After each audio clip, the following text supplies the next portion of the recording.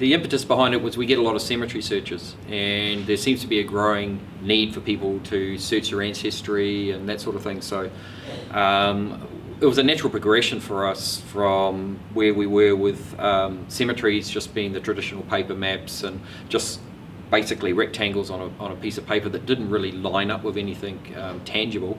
Of course, we do the aerial surveying every 5-6 years, and the way our cemeteries looked at that stage was just a blur. So, looking down on it, you couldn't actually see anything other than just a blur when you looked at the plots.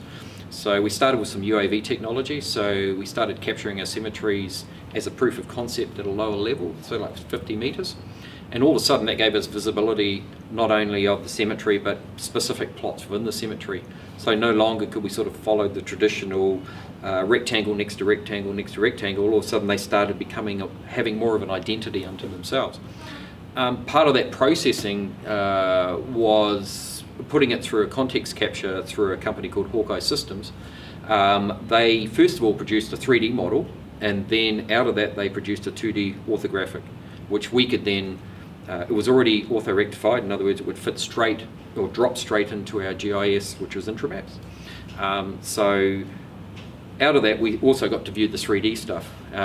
We started seeing the potential in the 3D modelling in other areas as well, such as slips, landfill, in regards to seeing how long our landfill would last, measuring volumetric things, because with the 3D model you can actually do volumetric measuring and also accuracy of measurement up to, or within sort of like 50 millimetres. So it was quite accurate in that, and we've used it moving forward for things like saving and surveyors fees.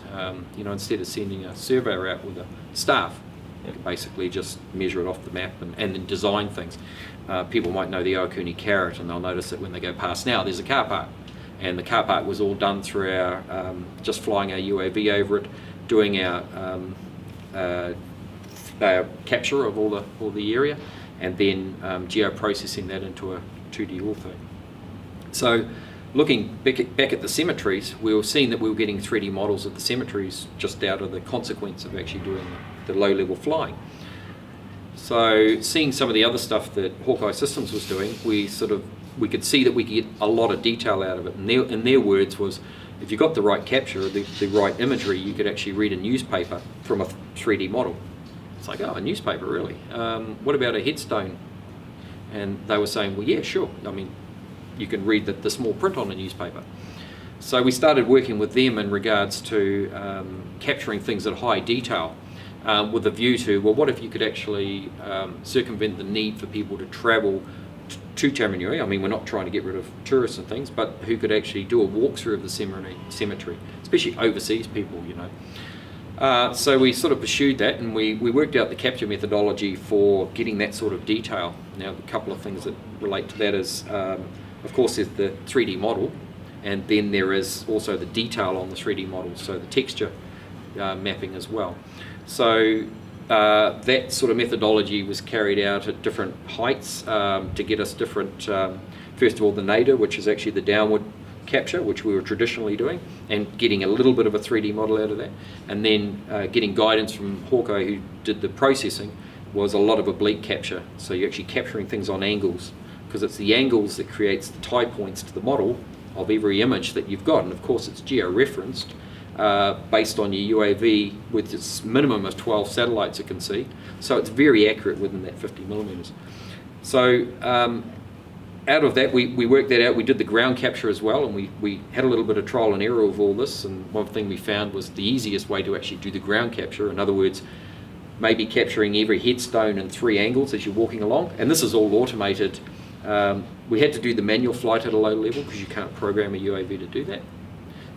But at the ground level, it was easier just to actually hang the UAV off a lanyard, have someone controlling the camera, and just walk along at a set pace. So we could set the camera to capture a frame every 2 seconds.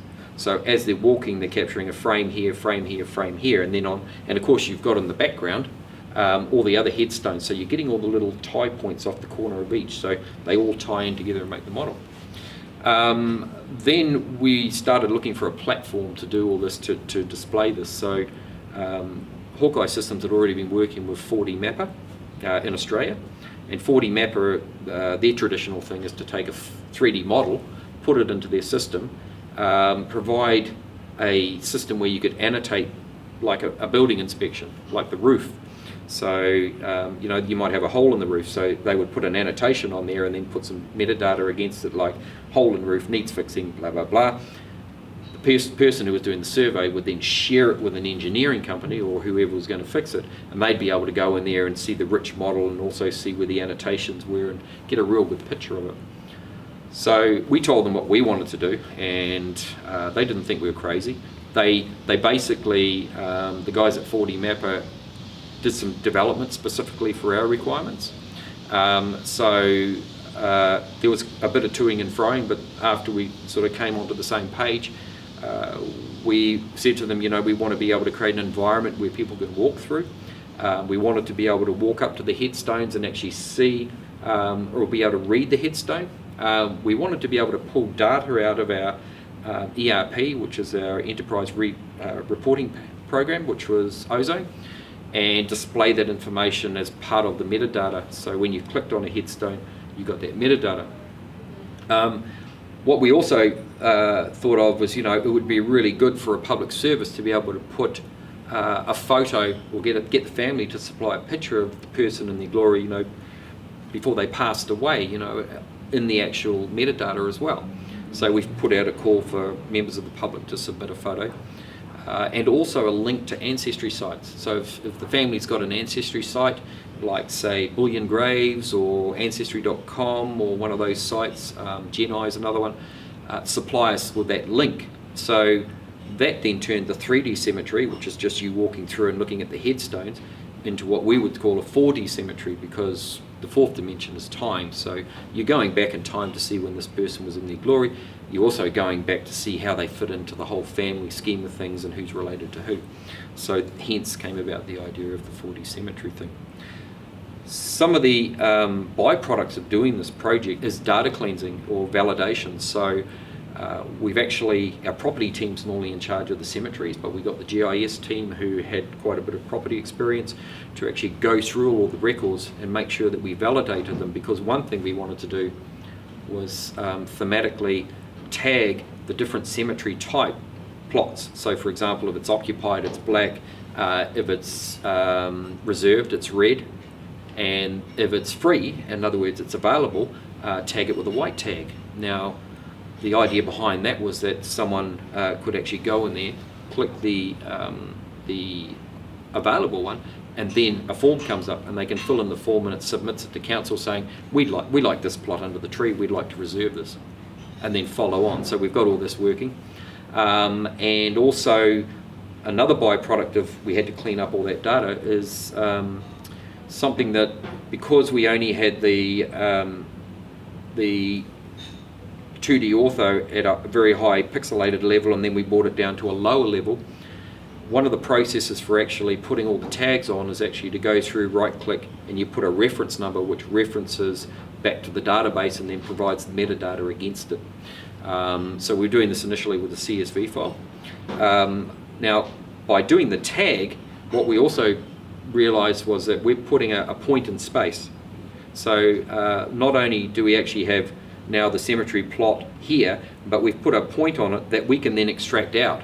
And when we extract that out and we get a what you call a shapefile, we can actually take that shapefile, drop it on top of our internal GIS, and now we've actually got a point on top of the image that we've got from the same capture process, and we can then do a search on it. So, so we tied that in with that. So out of that search, we're now also working with Intramaps to create a Minimaps module, which basically you do a search in our internal GIS for Joe Smith, finds Joe Smith, shows you where he is within a certain cemetery. You hit the Minimaps button, it prints out a 2-page map of where the cemetery is in the town, then where the block is in the cemetery, where that person is, and then where the plot is in the block. And then it prints out the metadata and it prints out a photo of the actual headstone that we can give straight to Joe Public and say, here you go, off you go.